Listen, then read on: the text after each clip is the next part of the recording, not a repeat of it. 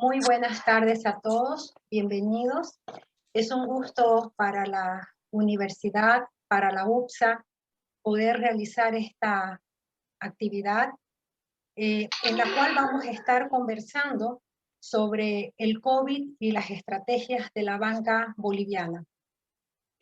Para todos nosotros es un hecho de que uno de los sectores que ha sido también muy golpeado por toda esta situación en la cual hemos inmersos, no solamente Bolivia, sino el mundo entero, precisamente es la banca como otros sectores.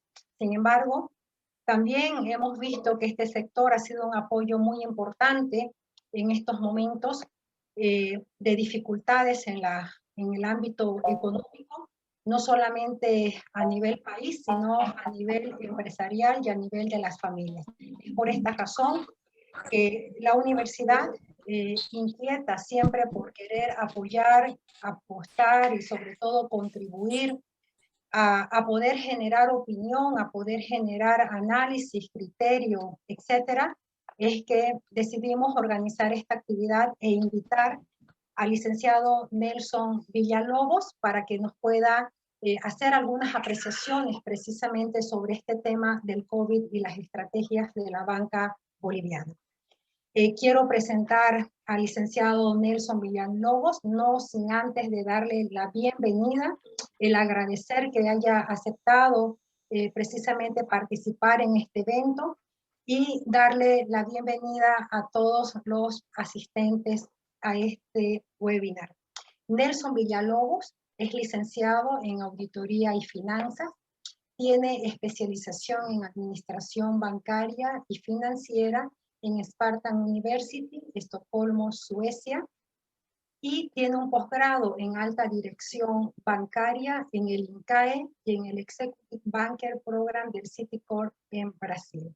Cuenta con una destacada trayectoria profesional de más de 40 años en el área de finanzas. Se ha desempeñado como gerente general de la Mutual de Ahorro y Préstamo para la Vivienda en La Paz, presidente ejecutivo de Cita Intertrade Limitada, gerente del proyecto de sistemas de pago del Banco Central de Bolivia, vicepresidente de operaciones y finanzas del Banco Boliviano Americano y vicepresidente de operaciones y administración del Banco Hipotecario Nacional, director del Grupo Financiero Fortaleza, entre otros, y actualmente ocupa el cargo de secretario ejecutivo de la Asociación de Bancos Privados de Bolivia, ASOBAN. Nelson, pues bueno, le damos espacio para que usted pueda iniciar con su presentación. Muchas gracias, María Esther. Muchas gracias a la Universidad Privada de Santa Cruz de la Sierra por esta invitación. Felicitarles por esta iniciativa. Creo que es importante dar a conocer al país, a las personas, a ejecutivos, a las empresas, lo que está ocurriendo en términos económicos, en términos financieros, a raíz de la pandemia que hemos atravesado el año pasado y que todavía hoy, este año, y no sabemos hasta cuándo, continuaremos luchando y enfrentando esta crisis sanitaria. Sabemos que tiene un impacto sin duda importante, todos lo estamos viviendo prácticamente, y es importante conocer cuáles son las perspectivas tanto con este fenómeno sanitario como con la crisis económica que ya desde el año 2014 nuestro país ha venido arrastrando. Así que, María Esther, he preparado una presentación.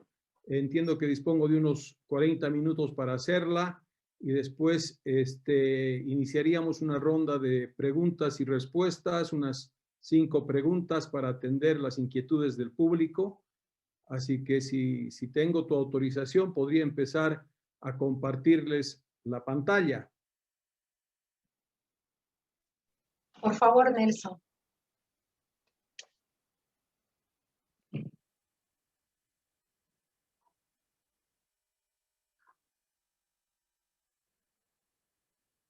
Bien, la idea es hablar justamente sobre esto que han planteado ustedes, que es el COVID y las estrategias de la banca.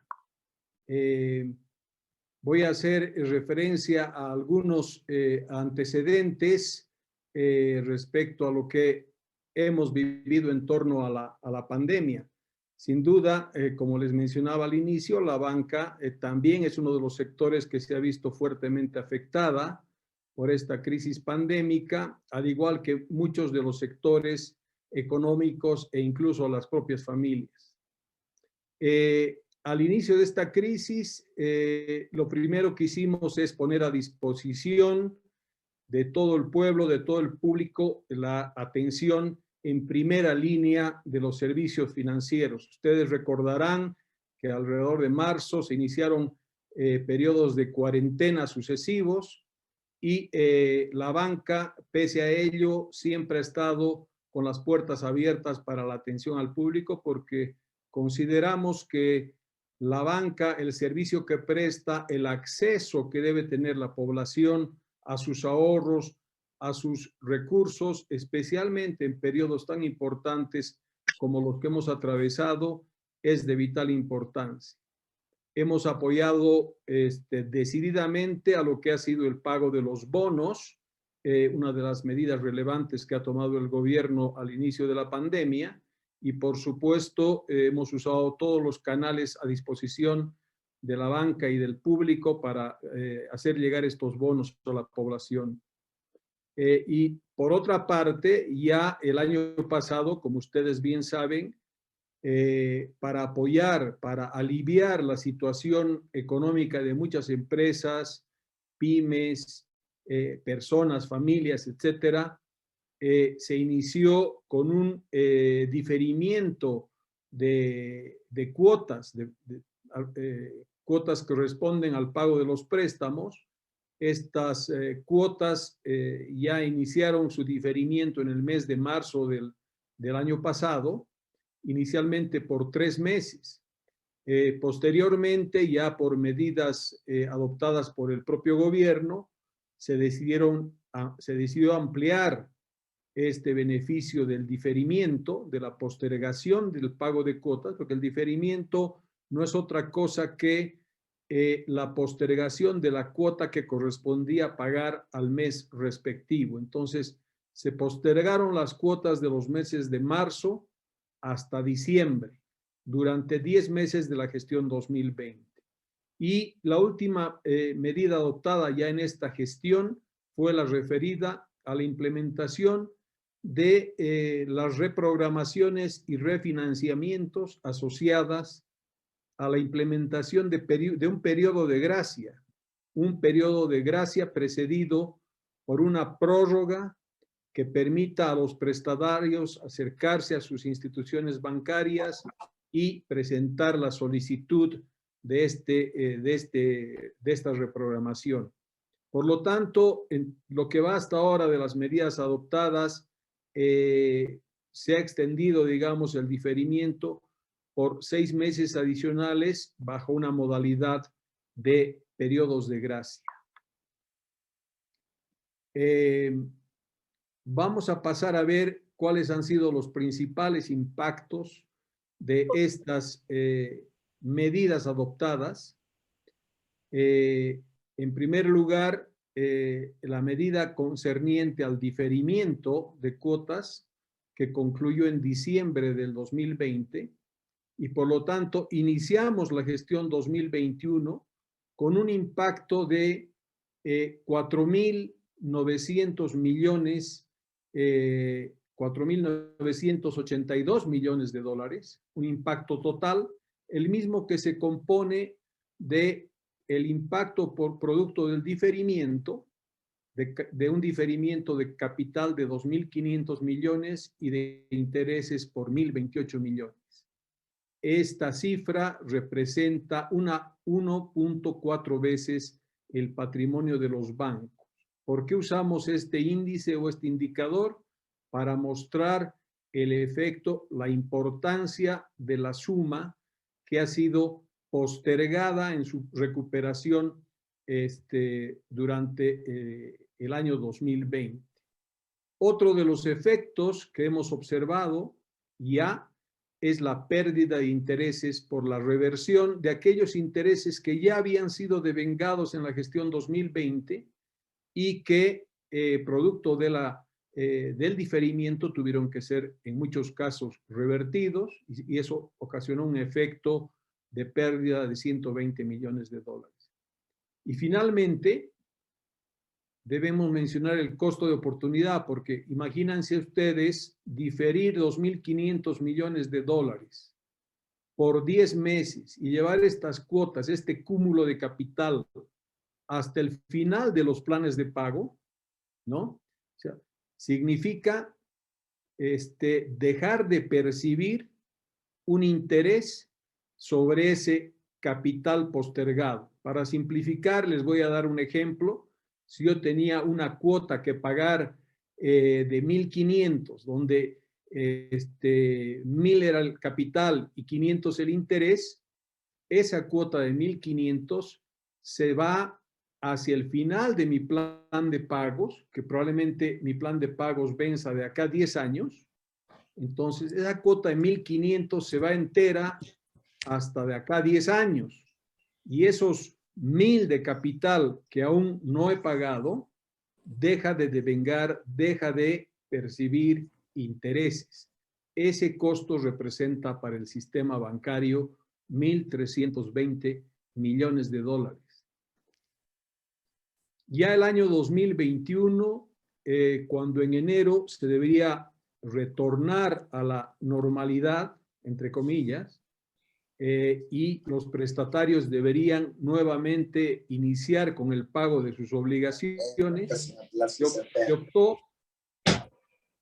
se optó por extender un periodo de gracia. Sí, pero, ¿sí? O sea, contabilidad estaba con ellos en el primer semestre y después me tocó con él. Agradecemos, por favor, puedan apagar sus micrófonos. Hay alguien que tiene el micrófono abierto y está interfiriendo con una conversación. Por favor, si pueden apagar sus micrófonos. Entonces, les decía, luego se determinó ampliar por 6 meses a través de un periodo de gracia las cuotas, el pago de las cuotas de capital y de intereses. Entonces, hay una afectación muy importante, muy significativa en el corte del círculo de la intermediación financiera por un importe de cerca de los 5 millones de dólares.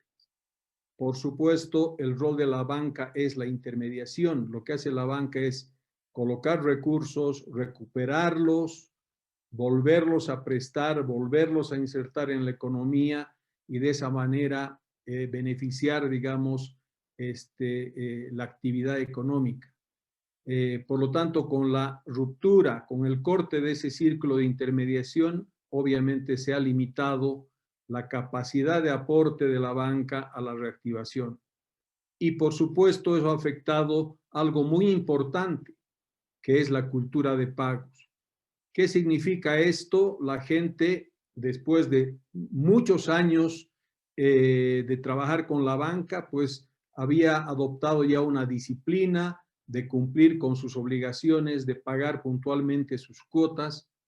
Y este diferimiento y este periodo de gracia lo que han hecho es desvincular a los prestatarios de sus entidades bancarias. Entonces, lo que ha hecho la gente es dejar de pagar esas obligaciones y particularmente aquellas personas que, no habiendo sido afectadas en sus ingresos, como por ejemplo las personas que tenían un ingreso fijo, seguían percibiendo su salario, sin embargo, decidieron acogerse al diferimiento y posteriormente al periodo de gracia, interrumpiendo sus pagos.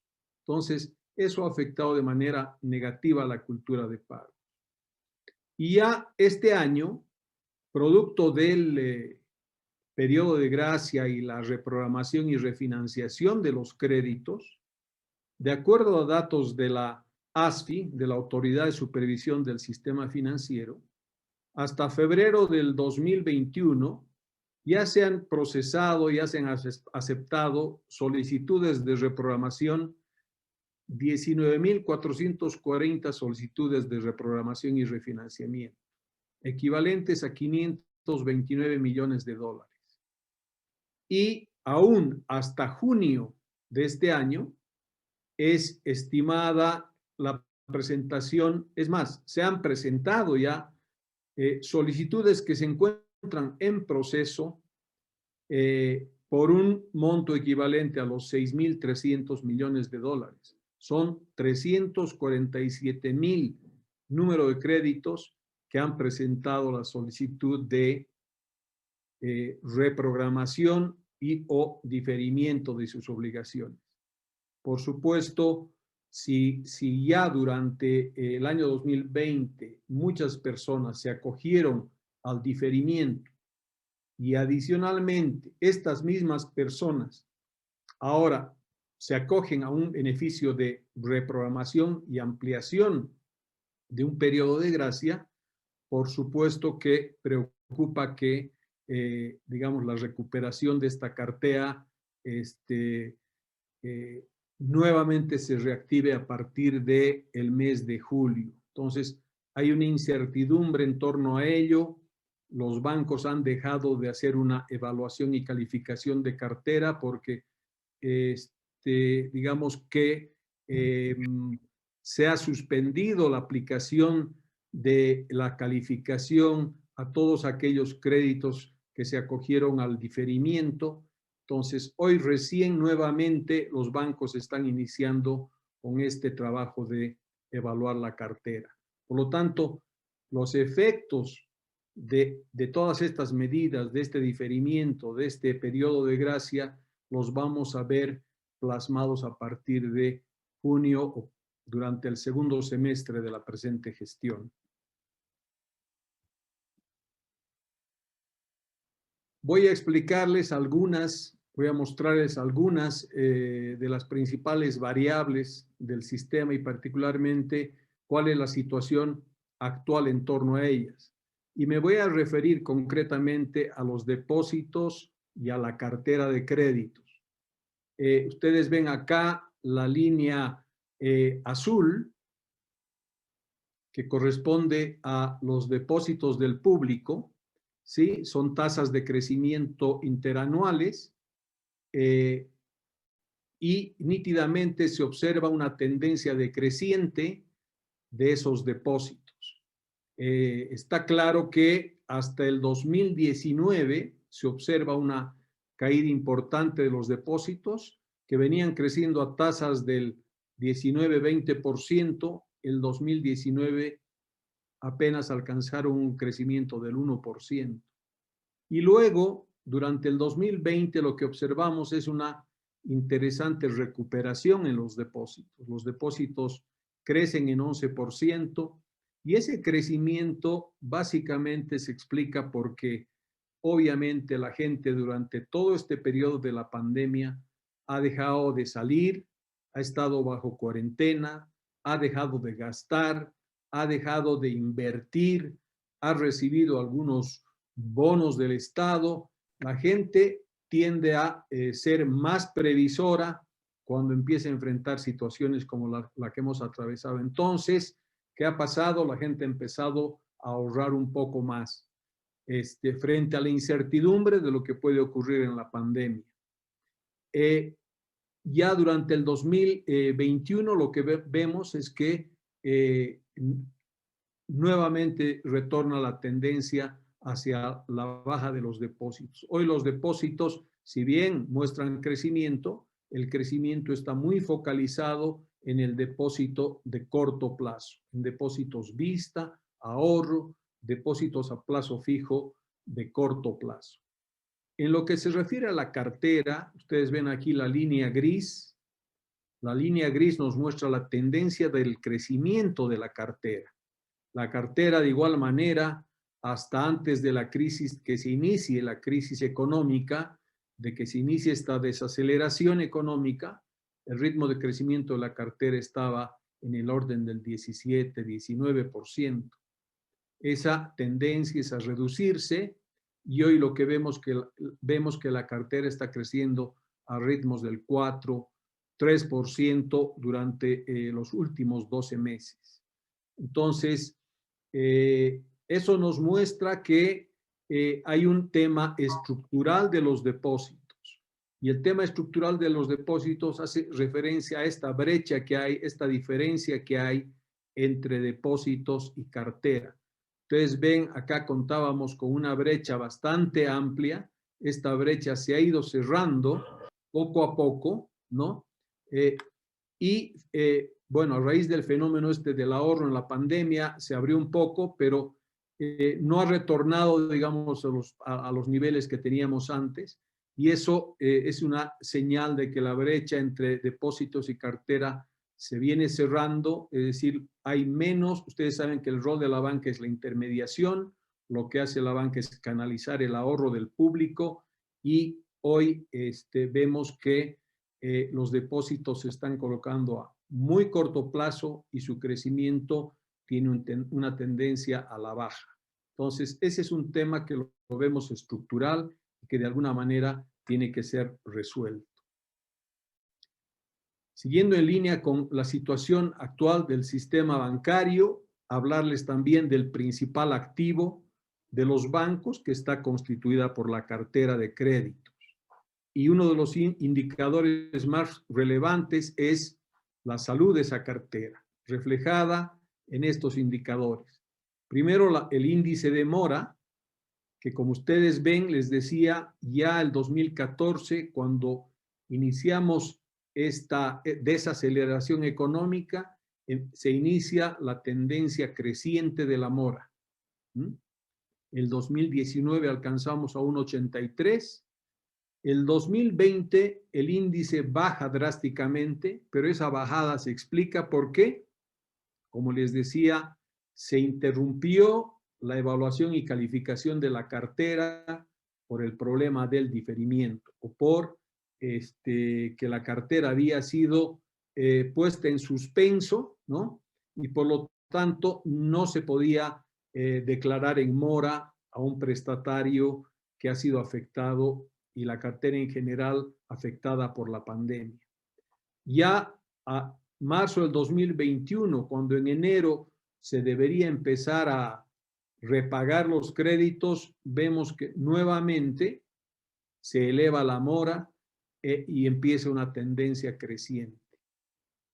Consecuencia de esto es que los bancos también tienen un comportamiento ascendente en la constitución de reservas, estas reservas denominadas previsiones para cobertura de la cartera en mora. Y hoy día estamos hablando de 1.100 millones de dólares para la cobertura de esa cartera. Estas previsiones, al ser constituidas, obviamente tienen un impacto en los ingresos, o más bien son registrados como un gasto y por supuesto tienen un impacto en la línea final o en los resultados de las entidades bancarias. Otro indicador muy importante que empezamos a observarlo es el comportamiento de las reprogramaciones. Yo les decía, hasta febrero ya habíamos reprogramado 19,000 operaciones y quedan por reprogramar aún 6,000 millones de dólares. Entonces, y ya hasta ahora, ¿no? Ahí observamos la tendencia de la cartera vigente que está siendo reprogramada, ¿no? Hasta ahora 1.700 millones de dólares y probablemente adicionalmente tenemos que llegar a esa cifra estimada por la ASFI de los 6,000 millones de dólares. Entonces, hay acá una necesidad de revisar el régimen de previsiones que hoy está normado por la ASFI. Vamos a tener que revisar estas disposiciones para ver que en función a las reprogramaciones, a la ampliación de plazo que se ha dado a la cartera para su recuperación, de la misma manera también se amplíen los plazos para la constitución de estas reservas o de estas previsiones.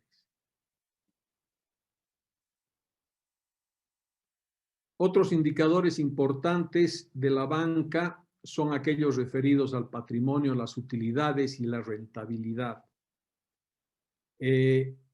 Con esta situación, lo que vemos es que el patrimonio, si bien durante incluso los últimos 5 años tenía una tendencia ascendente por los resultados que obtenía la banca y la capitalización anual que hace la banca de sus resultados, ya el año 2020 se observa que el patrimonio no presenta precisamente una tendencia creciente y las utilidades, la rentabilidad han caído prácticamente en un 60%. Y eso también se observa en este indicador que es el retorno sobre patrimonio, el ROE, ¿no? De una rentabilidad promedio de un 14% hasta el año 2018, ¿sí? Observamos que esa tendencia, esa caída, digamos, es muy significativa y prácticamente en lo que va de este primer trimestre, la rentabilidad de las instituciones bancarias se ha reducido al 4%.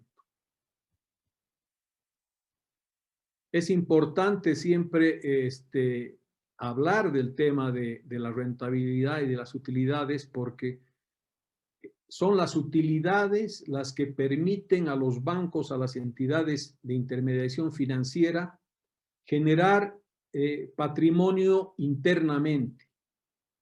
Si un banco quiere crecer, necesita fortalecer su patrimonio. Ustedes saben que hay una relación básica de apalancamiento con el patrimonio, que es el coeficiente patrimonial, es el CAP, que señala que los bancos pueden invertir 10 veces, digamos, su patrimonio. O sea, se plantea de que los activos de riesgo de los bancos, los activos ponderados por riesgo, ¿sí?, demandan o requieren un capital, un patrimonio de al menos 10%. O sea, se traduce que si un banco tiene un capital de 100, puede colocar créditos por 1000, 10 veces aproximadamente, ¿sí? Si un banco quiere crecer esa cartera, quiere prestar, quiere expandir el crédito de 1000 a 1500, no lo puede hacer si su patrimonio no aumenta, ¿no? Para crecer de 1000 a 1500, el banco tiene que capitalizar 500 adicionales, tener, 50 en este caso del ejemplo, ¿no? Si su patrimonio es 100, tendrá que incrementarlo en 50, para ese patrimonio de 150 poder apalancar créditos por 1500. De ahí la importancia de que los bancos requieren ser rentables, requieren generar utilidades para darle continuidad a la expansión crediticia. Ahora voy a pasar a comentarles algunas preocupaciones del sistema, digamos, unas preocupaciones en torno a los riesgos, al marco regulatorio y al entorno de los negocios. En lo referido al riesgo crediticio, como ya les señalaba, el índice de mora es un indicador muy importante y estamos observando ese crecimiento del índice de mora. Estamos observando diferimientos, reprogramaciones, periodos de gracia que obviamente porque se trata de cartera que se está tornando más riesgosa, ¿no? Incierta recuperación de esa cartera. El riesgo de liquidez es otro tema que tiene que ver también con el diferimiento y los periodos de gracia, porque como han visto por las cifras de cerca de 5.000 millones, se ha impactado en el flujo de las entidades bancarias. Hoy el sistema financiero, felizmente, por el fortalecimiento hecho en los años anteriores, goza de una solvencia, goza de una liquidez razonable que le permite operar con tranquilidad. Sin embargo, si pensamos en que debemos expandir el crédito, continuar apoyando a la reactivación, será necesario contar con mayor liquidez. El tema de solvencia, también les comenté, es el referido a estas previsiones, la necesaria modificación del reglamento de calificación y evaluación de cartera y la afectación probable que puede haber en el cumplimiento de pagos de crédito subordinado. Son temas que, digamos, son inquietudes que hoy tiene el sistema financiero y que los vamos a ir dilucidando seguramente en este segundo semestre. En cuanto al marco regulatorio, como ustedes saben, la banca está, digamos, regulada en términos de el destino de los créditos y tasas de interés. El 60% y hoy día casi el 63% diríamos de la cartera está, y esto tiene que ser mínimo 60%, está dirigida hacia determinados sectores denominados productivos. Y esta cartera está sujeta a tasa de interés regulada, tasa de interés fija, tasas de interés que fluctúan entre el 5,5%, 6,5% para el crédito productivo y del 11% para el microcrédito. Y obviamente un tema importante es el tema tributario.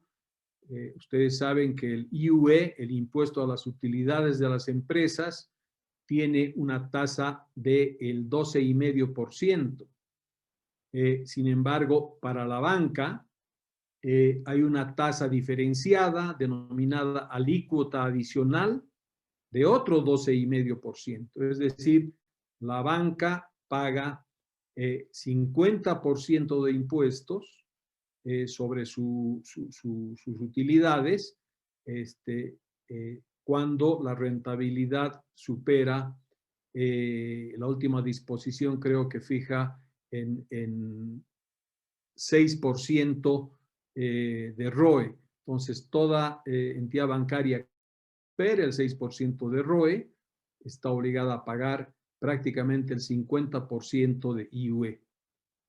Ese es un tema que también consideramos debe ser revisado porque en lugar de hoy día, digamos, pagar un IUE adicional que es diferenciado, que es un tanto discriminatorio con el sistema respecto a otras actividades, bien podría esos dineros ir a fortalecer más bien el capital de los bancos y permitir que los bancos puedan apalancar más crédito, expandir el crédito. Otro de los temas que debe ser objeto de revisión, de análisis, de preocupación es el entorno en el que se desarrollan las actividades en nuestro país. La seguridad jurídica es fundamental. Hoy hay impuestos adicionales que se han venido generando cuando la gente necesita patrimonio, necesita capital para invertir en el país. El ambiente macroeconómico, la estabilidad política y social también son factores, por supuesto, relevantes para el desempeño de las actividades y fundamentalmente para generar incentivos a la inversión. Hoy vemos que no existen los incentivos suficientes para atraer las inversiones o para generar las propias inversiones al interior de nuestro país. Ya para ir concluyendo, vamos a hacer una breve síntesis de la situación. Entonces, los principales indicadores nos dan cuenta que estamos en una situación bastante delicada. Hay una contracción nítida del margen financiero, que es la diferencia entre los ingresos y gastos financieros. Hay una brecha estructural con los depósitos, la mora la vemos ascendente, la liquidez requiere unos refuerzos, el sistema requiere la inyección de recursos frescos para poder contribuir a la expansión crediticia y continuar apalancando el crédito. El patrimonio debe ser fortalecido justamente para ese objeto, para que las entidades puedan continuar creciendo y por supuesto eso se traduce en que se debe mejorar la rentabilidad de las entidades bancarias. A diferencia de otros sectores, la magnitud de estos efectos los vamos a empezar a observar ya a partir del segundo semestre, porque ahí estamos retornando, se terminan los diferimientos ya en diciembre, concluye el periodo de gracia en junio y por lo tanto debemos volver a recuperar la cultura de pagos y a partir de ese momento vamos a poder observar qué es lo que sucede en la realidad con el sector. Dicho esto, vamos a entrar a explicarles qué medidas vemos desde la banca que serían necesarias adoptar para una reactivación económica. Para el sector es importante reforzar el aspecto de la liquidez por todas lo que les he venido explicando. Existen hoy fondos constituidos en el Banco Central con recursos propios de los bancos. Muchos de ustedes han debido enterarse de esta reducción en las tasas de encaje legal y con estas reducciones se han constituido fondos para poner a disposición de los bancos, pero son fondos colocados a corto plazo. Y ustedes saben que para pensar en una reactivación económica se necesita acceso pues a largo plazo. Y justamente por eso es que se han aprobado medidas de reprogramación. Significa reprogramar las obligaciones, tratar de bajar las cuotas de los créditos y ampliar los plazos. Entonces, las empresas necesitan mayor plazo para reactivarse, para cumplir con sus obligaciones. Por supuesto, deben tener acceso a fondos que también respondan a esa circunstancia, a mayor plazo. Entonces, la propuesta es convertir estos mecanismos de corto a largo plazo.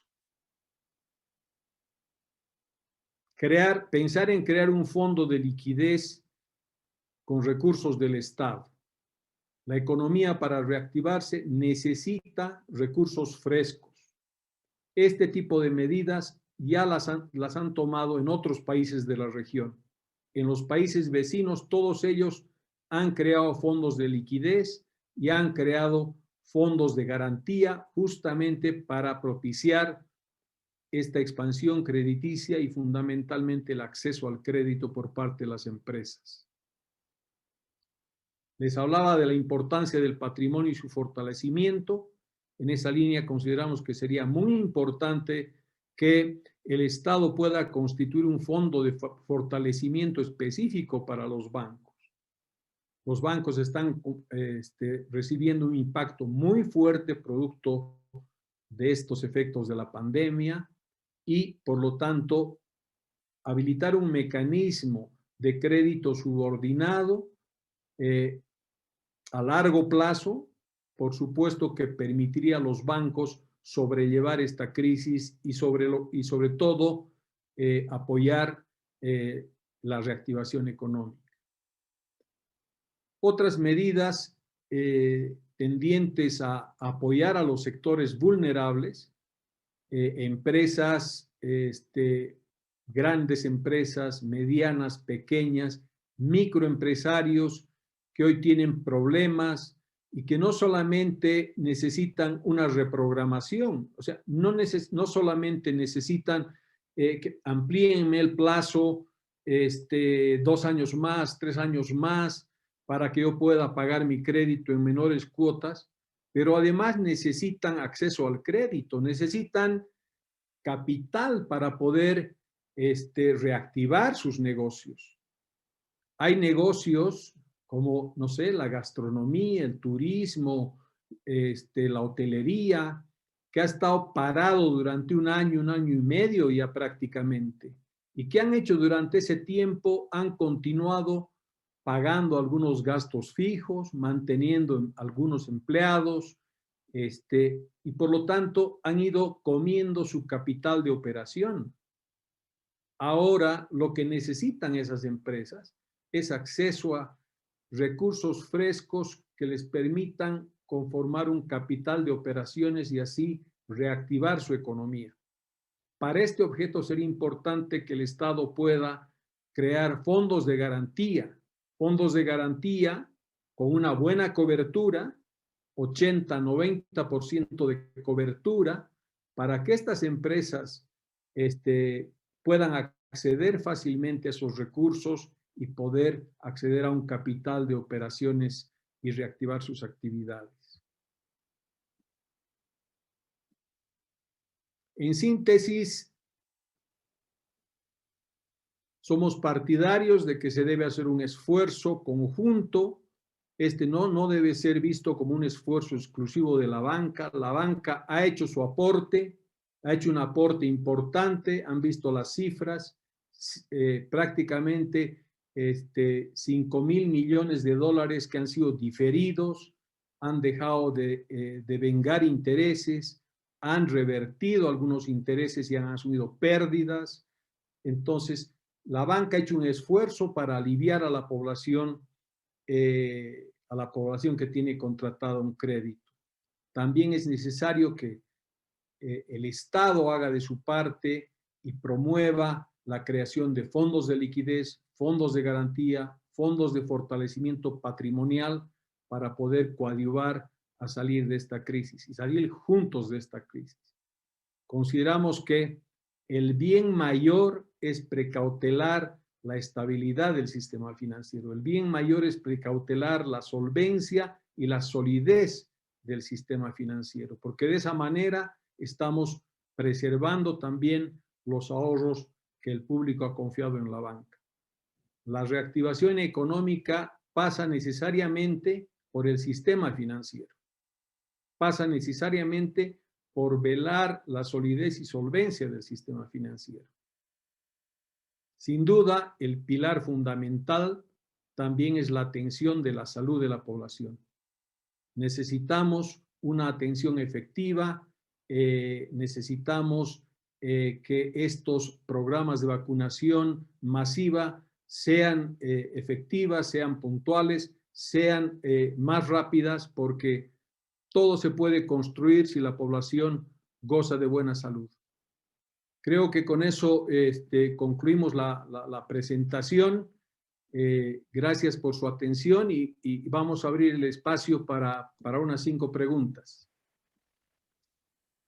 Muchísimas gracias, Nelson. Realmente información muy, pero muy importante y muy interesante y reveladora, sobre todo en los momentos en los cuales estamos viviendo. Hay muchos datos que nos sorprenden y que de verdad nos muestran de que el sector financiero, el sistema financiero ha sido uno de los sectores más golpeados, como bien usted lo mencionaba, y no solamente como sistema, sino como negocio mismo, ¿no? Donde vemos afectadas las utilidades y vemos afectado el patrimonio de nuestras instituciones bancarias. Vamos a pasar a una ronda de preguntas. En este espacio vamos a trabajar junto con la licenciada Mati Flores, que ella es docente de la Universidad, de la Facultad de Ciencias Empresariales, y además es coordinadora de las áreas de contabilidad y finanza, área que precisamente es la que ha promovido que pueda realizarse esta actividad. Mati, muchísimas gracias por tu gestión y pues bueno, yo te cedo la palabra para que puedas hacer las primeras preguntas, que son preguntas que han sido vaciadas del proceso de registro que han realizado los participantes. Bien, Mati, por favor. Gracias, María Esther. Licenciado Villalobos, de acuerdo a lo que usted manifestaba, que ante la delicada situación de la familia y de las empresas, las personas jurídicas también, se procedió al diferimiento de los pagos de los préstamos. Y esto ha ocasionado, decía, incertidumbre en la recuperación y constituye una limitante del aporte del crecimiento económico y la expansión crediticia. ¿Cuál es la expectativa del sector bancario respecto al comportamiento de los pagos de los clientes cuando finalice este diferimiento, sabiendo aún que hay 6.369 millones de dólares en carpeta para solicitando diferimiento? Muy interesante la pregunta, Martí. Mira, el público, el consumidor financiero, conjuntamente la banca, ha construido una cultura financiera, ha construido, digamos, esta cultura de pagos que nos ha mostrado el comportamiento a lo largo de los últimos 10, 12 años en el sistema financiero, periodo en el cual hemos observado tasas de demora muy bajas, menores al 2% durante todos estos 12 años. Entonces, eso demuestra que en nuestra población, en nuestros consumidores financieros, hay una madurez crediticia muy importante. Ese es un activo muy valioso y con relación a tu pregunta, pues las expectativas en el sector financiero se apoyan en ese comportamiento, en esa educación financiera, en esa responsabilidad de los consumidores financieros. Ellos saben que cumpliendo con sus obligaciones, se abren las puertas siempre para acceder a nuevos créditos, a nuevas posibilidades de negocio, de capital de inversión, de capital de operación. Vamos a empezar a observar el comportamiento, les decía, a partir de este segundo semestre, y estamos seguros que va a haber una muy buena respuesta del público. No todos, digamos, se han acogido a los diferimientos. Hay parte de la cartera, parte de los prestatarios que han venido cumpliendo con su pago incluso durante la pandemia. También a partir de enero de este año hay gente que nuevamente ha recuperado ya el pago de sus operaciones y estamos seguros que este segundo semestre y en adelante la gente va a continuar con esta cultura de pagos. De esa manera estamos contribuyendo entre todos a la reactivación. Nelson, dentro de lo que usted proponía como las acciones a seguir, que podemos llamarlas las estrategias ideales que deberían realizarse en el sistema financiero, se nombraban dos grandes acciones, que es la de preservar la solidez y la solvencia, en las cuales está precisamente el fortalecimiento de la liquidez y del patrimonio, y a su vez están las medidas para atender sectores vulnerables a través de estos fondos de garantía. Podríamos entender que estas son las estrategias que deberían seguirse precisamente en este proceso de reactivación.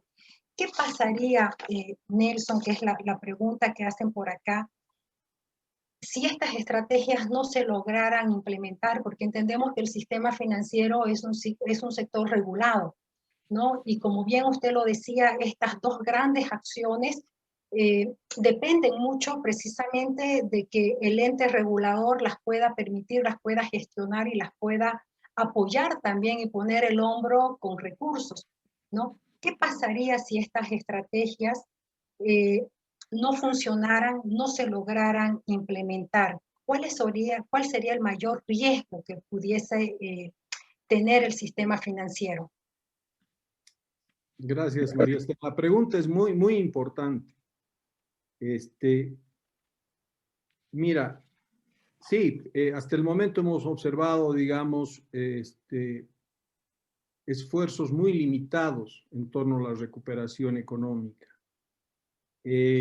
muy focalizados en particularmente el bono contra el hambre, un poco tratar de reactivar la demanda agregada, pero sabemos que esos bonos al final lo que hacen es van a dar al consumo de bienes importados, al consumo de bienes que ingresan por contrabando y no necesariamente un incentivo a la producción nacional. Pensar que de no darse estas medidas que estamos proponiendo para la reactivación, que ese es el escenario que tú me planteas, lo que vamos a ver es obviamente una reactivación mucho más lenta, ¿no? Una reactivación lenta, una reactivación lenta porque, como estamos viendo, los balances de los bancos se están tornando más riesgosos, la cartera de crédito se torna más riesgosa. ¿Y esto qué significa? Que, por supuesto, los prestatarios se están tornando más riesgosos, ¿no? Entonces, la banca lo que hace es intermediar los ahorros del público. Y la responsabilidad de los bancos es que una vez que han prestado esos ahorros del público, tienen la obligación de recuperarlos. La banca no presta el capital del banco o el capital del accionista. La banca presta el ahorro nuestro. ¿Sí? Entonces, la banca tiene la obligación de que ese préstamo tiene que recuperarlo. ¿Ya? Entonces, ¿qué es lo que va a pasar? Como el prestatario, si no hay apoyo del Estado, el prestatario se ha tornado más riesgoso, la actividad no se recupera como debe recuperarse, le va a ser más difícil probablemente acceder a un crédito. El banco, a su vez, va a empezar a ser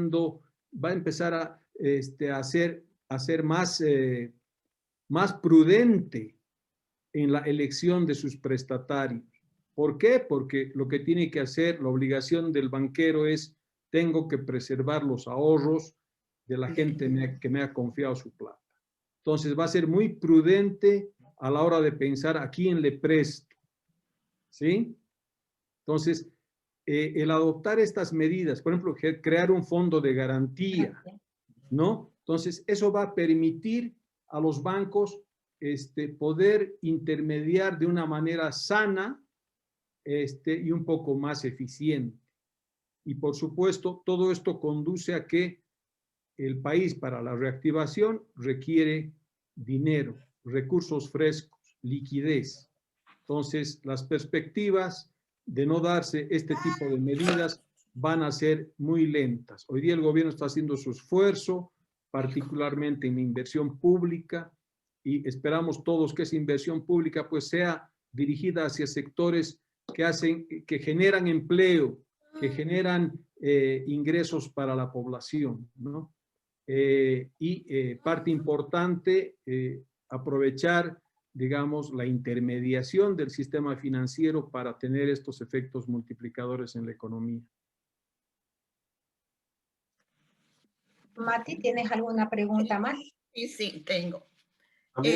Licenciado Villalobos, el COVID ha sido un acelerador inesperado en la transformación de la industria financiera.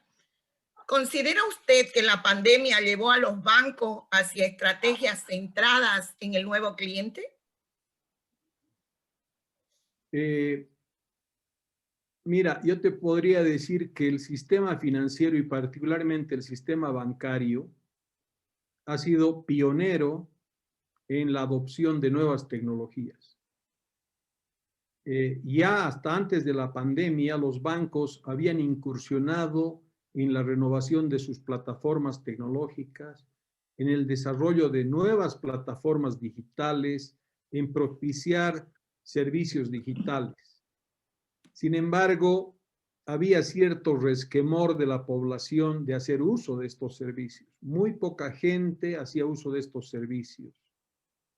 Y lo que la pandemia ha logrado, más que pensar en que la banca digamos, recién iniciando la transformación por el incentivo de la pandemia, lo que está ocurriendo es que es la población, es el consumidor financiero que ahora se ha percatado que los bancos tienen a su disposición servicios digitales, servicios como yo puedo acceder a abrir una cuenta de ahorro a través de Internet.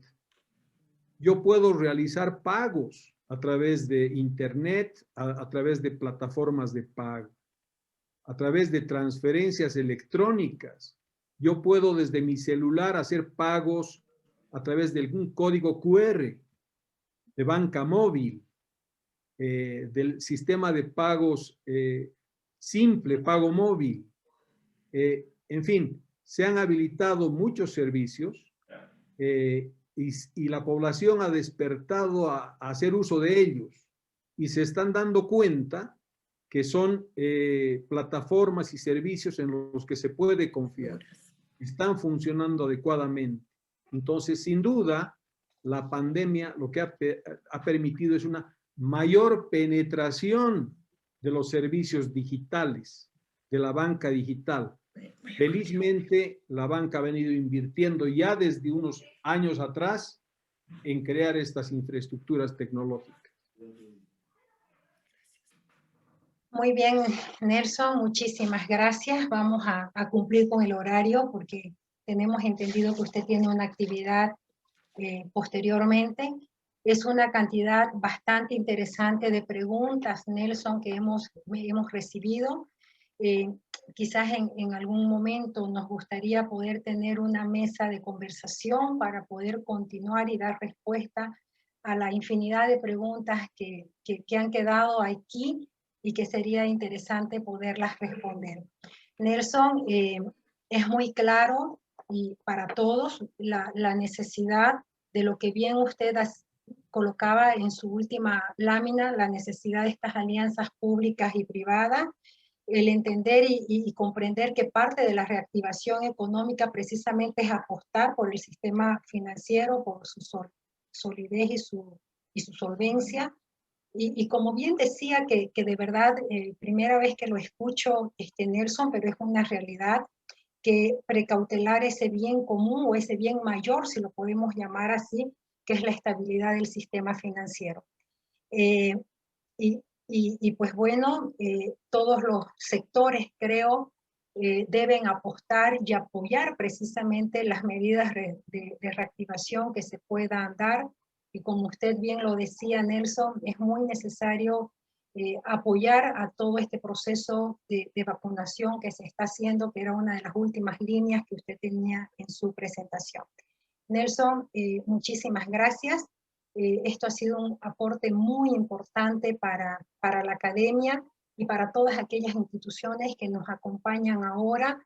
Pues bueno, todos estamos interesados en el sistema financiero, todos formamos parte del sistema financiero de una u otra forma, todos estamos inmersos en el sistema financiero.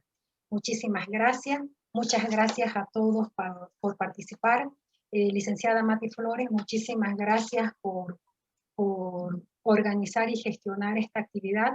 Y obviamente al equipo de la UPSA, a Rina, a Mariela de los Ríos, que nos acompañan y que nos ayudan precisamente para lograr este evento. Muchísimas gracias a todos y muy buenas noches. Buenas noches. Muchas gracias.